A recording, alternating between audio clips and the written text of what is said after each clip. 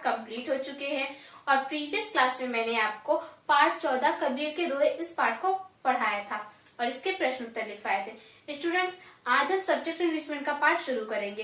तो students, subject enrichment में हमारा पार्ट है पार्ट 12 बोल का मोल। आइए जानते हैं कि इस पार्ट में हम क्या पढ़ेंगे। इस पाठ का मूल भाव मधुर वाणी का महत्व है। इस कहानी द्वारा लेखक यह बताना चाहता है कि मीठी बोली किस प्रकार हमारी सहायक हो सकती है। आओ पढ़े, एक बूढ़े के 3 बेटे किस प्रकार अपनी बोली के कारण भूख मिटाते हैं। तो स्टूडेंट्स, इस कहानी का मूल भाव क्या है? मधुर वाणी। मधुर वाणी से हमें किस प्रकार सहायता मिलती है, हम किस प्रकार से अपनी सहायता कर सकते हैं, यह हम इस कहानी से जानेंगे। तो स्टूडेंट्स, आइए पढ़ते हैं हम कहानी को। एक बूढ़े आदमी के 3 बेटे थे। तीनों बेटे बोलचाल और आचरण में एक समान न थे। तो स्टूडेंट्स, एक बूढ़ा आदमी था और उसके 3 बेटे थे, तीनों ही अलग थे, यानी वह व्यवहार और बोलचाल में एक तरह के नहीं थे। एक बार की बात है, तीनों बेटे अपने पिता के साथ एक लंबी यात्रा पर जा रहे थे। यात्रा में कुछ अधिक समय लग गया। उनके खाने पीने की वस्तुएं समाप्त हो गईं। धीरे धीरे उनका धन भी खत्म हो गया। वे लोग 2 दिनों से भूखे थे। उनकी इच्छा थी कि किसी तरह जल्दी से जल्दी अपने घर पहुंच जाएं। तो स्टूडेंट्स, वह लोग एक बार एक यात्रा पर जाते हैं। वह यात्रा बहुत ही लंबी रहती है और उन्होंने रास्ते के लिए जो भी खाने पीने का सामान लिया था वह खत्म हो जाता है और उनके पास जो धन था वह भी समाप्त हो जाता है और वह लोग बहुत ही भूखे थे और इससे वह थककर एक पेड़ के नीचे विश्राम करने लगते हैं। चारों व्यक्ति थककर एक पेड़ के नीचे विश्राम कर रहे थे। तभी उन्होंने एक व्यापारी को उधर आते हुए देखा। वह अपनी बैलगाड़ी को हाँकता हुआ चला आ रहा था। बैलगाड़ी में तरह तरह के पकवान और मिठाइयाँ लदी हुई थी। तो स्टूडेंट्स, वह लोग एक पेड़ के नीचे बैठकर विश्राम कर रहे थे। तभी उन्हें एक व्यापारी आता हुआ दिखता है। वह बैलगाड़ी से आ रहा होता है और उस बैलगाड़ी में तरह तरह के पकवान लदे हुए रहते हैं। शायद वह किसी मेले में जा रहा था। पकवानों की महक दूर दूर तक फैल रही थी। वे चारों भूखे थे। तो स्टूडेंट्स, आपने पढ़ा ही कि वह चारों क्या थे? बहुत ही भूखे थे और जब वह बैलगाड़ी उनके पास आ रही थी, बैलगाड़ी पर बहुत सारे पकवान थे, तो उस पकवानों की खुशबू उन तक आ रही थी। पकवानों की महक से उनके मुंह में पानी आने लगा। बूढ़े ने अपने लड़कों से कहा, उस बैलगाड़ी वाले के पास जाओ, उससे खाने के लिए कुछ मांगो, शायद उसे दया आ जाए और वह कुछ खाने को दे दे। यह सुनकर बड़ा बेटा वहां गया। वह व्यापारी से बोला, अरे ओ व्यापारी, तू इतना माल ले जा रहा है, हमें बहुत भूख लगी है, थोड़ा हमें भी खाने को दे।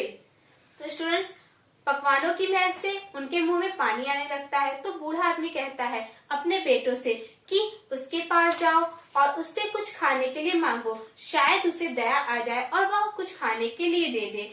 यह सुनकर बड़ा बेटा उस व्यापारी के पास जाता है और कहता है कि अरे ओ व्यापारी, तू इतना माल कहाँ ले जा रहा है, कुछ हमें भी खाने के लिए दे दे। आइए देखते हैं व्यापारी ने क्या उत्तर दिया और उसे क्या खाने के लिए दिया।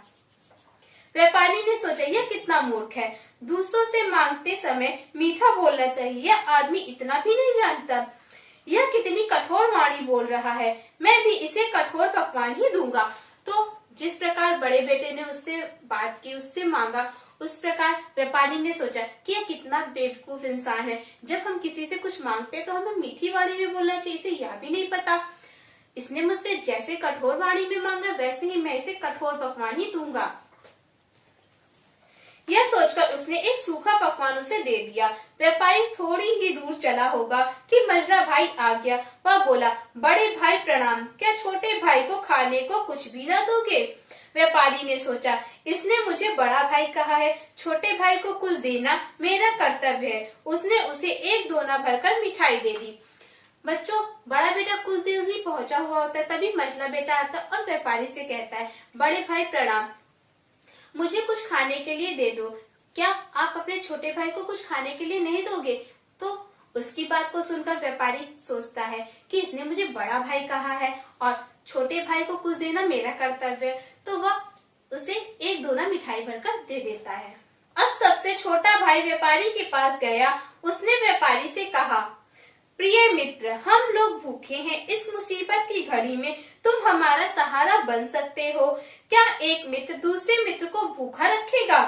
व्यापारी ने सोचा, मित्र पर तो लोग सब कुछ न्यौछावर कर देते हैं, मेरा यह मित्र मुसीबत में है, मुझे इसकी मदद करनी चाहिए। वह बोला, मित्र, मेरे रहते हुए तुम भूखे नहीं रह सकते। इस गाड़ी में लदा सारा सामान तुम्हारे लिए है, कहो कहाँ ले चलूं? तो बच्चों, अब आती है बारी छोटे बेटे की। तो छोटा बेटा उस व्यापारी के पास जाता और कहता है, मित्र, हम लोगों को बहुत ही भूख लगी है और इस मुसीबत के समय में तुम हमारा सहारा बन सकते हो, क्या तुम अपने मित्र को भूखा रखोगे? तब व्यापारी सोचता है कि मित्र के लिए तो हम सब कुछ न्यौछावर कर देते हैं और इसने मुझे मित्र कहा है तो मुझे भी इसकी मदद करनी चाहिए। तो वह व्यापारी कहता है, मित्र, मेरे रहते तुम भूखे कैसे रह सकते हो? इस गाड़ी में जितना भी सामान है वह सब तुम्हारे लिए, बताओ कहाँ चलना है? तीसरा बेटा बैलगाड़ी में बैठकर उस जगह आ गया जहाँ उसके पिता और दोनों भाई बैठे थे। व्यापारी को वहाँ आया देखकर पिता ने बेटों से कहा, देखो और सोचो, जिसने जैसा आचरण किया उसे वैसा ही मान मिला। अब तुम बोल का मोल समझ गए होगे। सच है, मीठी बोली से सब काम बन जाते हैं। तो स्टूडेंट, तीसरा बेटा बैलगाड़ी पर बैठकर जहाँ पर उसके पिता और दोनों भाई रहते हैं वहाँ पर आ जाता है। व्यापारी को वहाँ आया देखकर उसके पिता कहते हैं, देखा, जिसने जैसा आचरण किया था उसे वैसा ही मान मिला। अब तुम लोग बोल का मोल समझ गए होगे, यानी वाणी का महत्व समझ गए होगे कि हम जैसी वाणी बोलेंगे हमें वैसा ही फल मिलेगा। तो स्टूडेंट्स, कहा भी गया है, ऐसी वाणी बोलिए मन का आपा खोए, औरन को शीतल करे आपो शीतल हो। तो स्टूडेंट्स, यह एक कबीरदास जी का दोहा है। आपने कबीरदास जी के दोहे पढ़े, उनमें से ही यह एक कबीरदास जी का दोहा है। ऐसी वाणी बोलिए मन का आपा खोए, औरन को शीतल करे आपो शीतल हो, यानी हमें ऐसी वाणी बोलना चाहिए जिससे वह हमें भी अच्छी लगे और दूसरों को भी अच्छी लगे। अगर हम मीठी वाणी बोलेंगे तो वह हमें भी अच्छी लगे और सामने वाले को भी अच्छी लगे, इसलिए हमें हमेशा मीठी वाणी बोलनी चाहिए। मीठी वाणी बोलने से हमारे सभी काम अच्छे से बन सकते हैं। अगर हमें किसी से कुछ मांगना है तो हम मीठी वाणी में ही बोलेंगे। अगर आपको किसी और से कुछ नहीं चाहिए तब भी हमें मीठी वाणी ही बोलना चाहिए, कभी भी हमें कटु वाणी नहीं बोलना चाहिए, क्योंकि कड़वी वाणी बोलने से सभी हमारे शत्रु बन सकते हैं, लेकिन मीठी वाणी बोलने से सभी हमारे मित्र हो जाते हैं। तो स्टूडेंट्स, आई होप आपको समझ में आ गया होगा कि इस स्टोरी का क्या महत्व है, यह स्टोरी हमें क्या शिक्षा देती है। इस स्टोरी से हमें यह शिक्षा मिलती है कि हमें हमेशा मीठी वाणी में ही बात करनी चाहिए। मीठी वाणी बोलने से हमें मान भी मिलता है और हमारे सभी कार्य आसानी से हो जाते हैं। स्टूडेंट्स, पाठ को पढ़ने के बाद आइए अब हम इस पाठ के शब्दार्थ पढ़ते हैं। तो स्टूडेंट्स, आपकी बुक में पेज नंबर 74 पर जो शब्दार्थ दिए गए आपको उन्हें ही याद करना है। इसमें पहला है आपका आचरण। आचरण का अर्थ होता है व्यवहार। विश्राम, विश्राम का अर्थ होता है आराम। न्यौछावर, न्यौछावर का अर्थ होता है भेंट या फिर अर्पित। समाप्त, समाप्त का अर्थ होता है खत्म। कठोर, कठोर का अर्थ होता है सख्त। बानी, बानी का अर्थ होता है बोली। तो स्टूडेंट्स, आपको इन सभी शब्दार्थ को याद करना है और याद करने के बाद इन्हें आपको अपनी होमवर्क कॉपी में राइट करना और साथ ही साथ इन सभी शब्दों के आपको वाक्य प्रयोग भी करने हैं। तो यहाँ पर आपके 6 शब्दार्थ दिए गए हैं, तो इन 6 शब्दार्थों को आपको वाक्य प्रयोग भी करना और इनका अर्थ भी याद करके लिखना है। तो यह आपका होमवर्क है। सब्जेक्ट इंग्लिशमेंट के पार्ट का कोई भी वर्क आपको अपनी क्लासवर्क की कॉपी में नहीं करना है, तो आप इसे क्लासवर्क की कॉपी में नहीं करिएगा। तो स्टूडेंट्स, आज का आपका क्लासवर्क है, आपको इस पार्ट के बहुविकल्पीय प्रश्न करने हैं या आप स्वयं करेंगे। इसके बाद मैं आपको नेक्स्ट क्लास में इस पार्ट के प्रश्न उत्तर बताऊंगी। तो स्टूडेंट्स, आई होप आपको समझ में आ गया होगा कि आपको क्लासवर्क में क्या करना है और होमवर्क में क्या करना है। होमवर्क में शब्दार्थ याद करने हैं और उनका वाक्य प्रयोग करना है और क्लासवर्क में आपको इस पाठ के बहुविकल्पीय करने हैं।